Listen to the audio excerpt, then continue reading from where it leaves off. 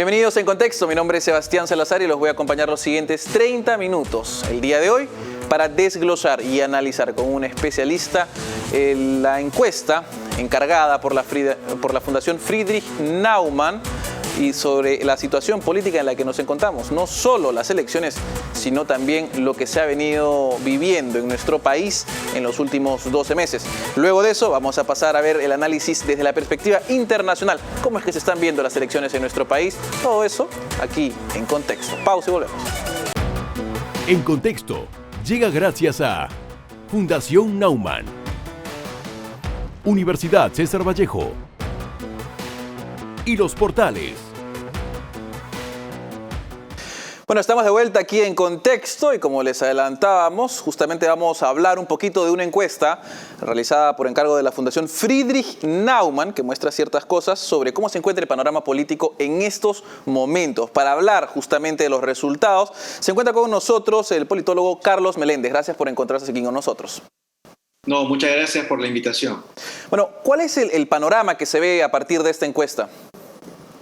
Sí, en esta encuesta quisimos trascender la coyuntura electoral, no solamente hablar de preferencias electorales, sino hablar de algunos temas de fondo, hablar de cuáles son las preferencias programáticas de los peruanos, cuáles son las preferencias políticas sobre algunos temas, ya que hemos vivido temas importantes como la Constitución, por ejemplo, ya que hemos vivido meses o últimos años en realidad de crisis políticas.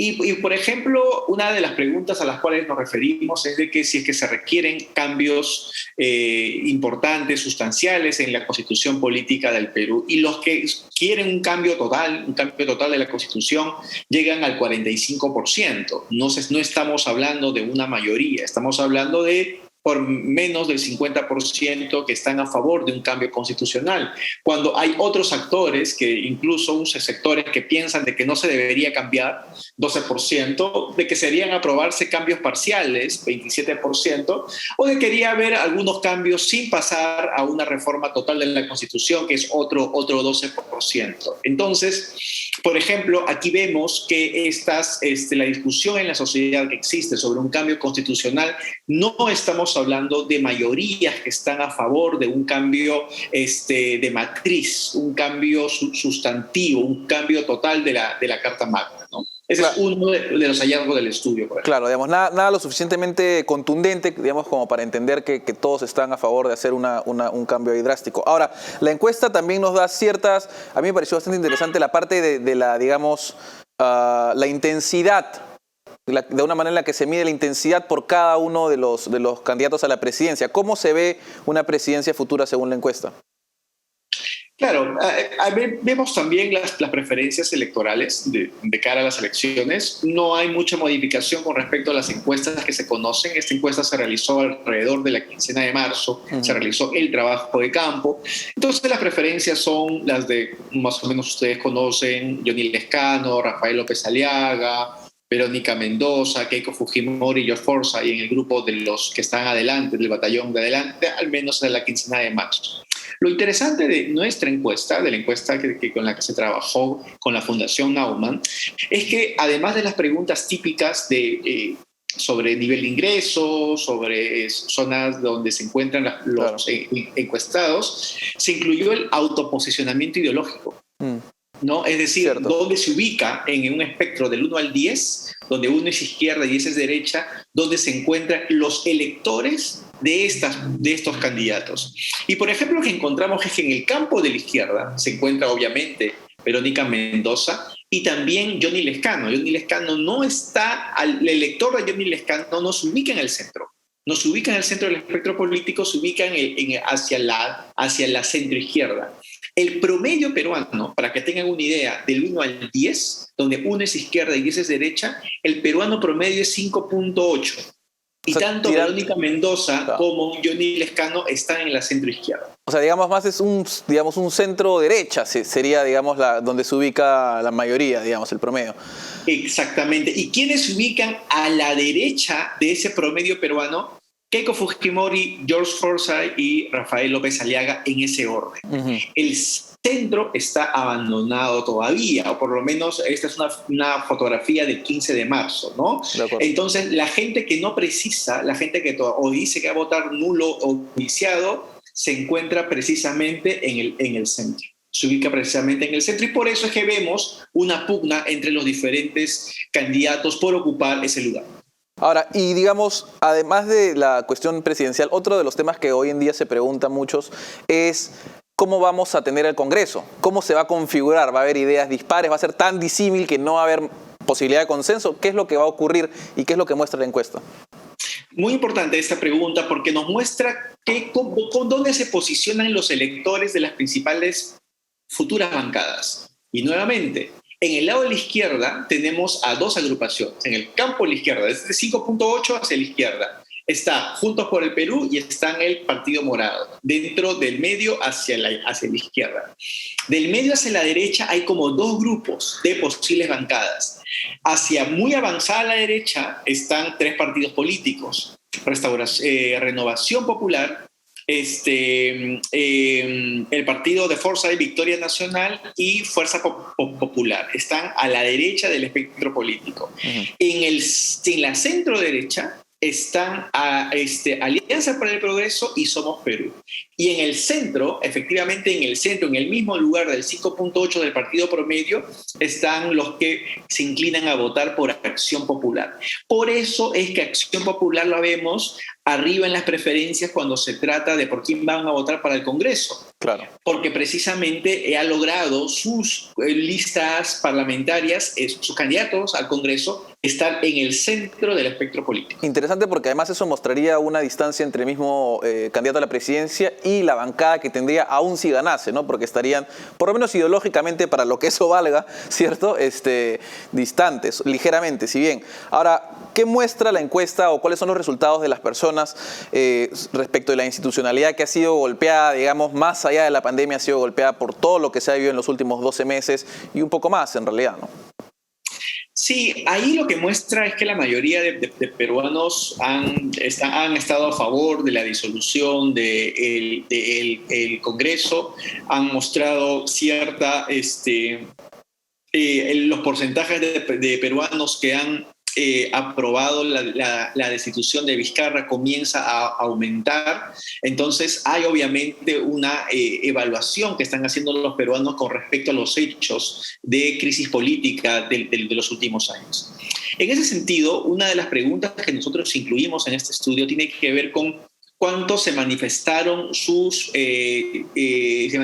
públicamente. Con respecto a la crisis de noviembre del año pasado. Y alrededor de un 28-30% de peruanos lo manifestó ya sea en las calles a través de cacerolazos su protesta por la crisis del año pasado. Pero un dato importante es que también hicimos preguntas no solamente por su capacidad de protestar con respecto a la crisis de noviembre, sino en general. Es decir, si le preguntamos a las personas si han salido a marchar o a protestar en los últimos 12 meses. Y un dato importante, 1 de cada 10 peruanos, el 10%, ha salido a protestar en el último año. Ese 10%, ¿quién de los candidatos presidenciales se ubica dentro de ese 10% de peruanos que han salido a marchar? Muy interesante.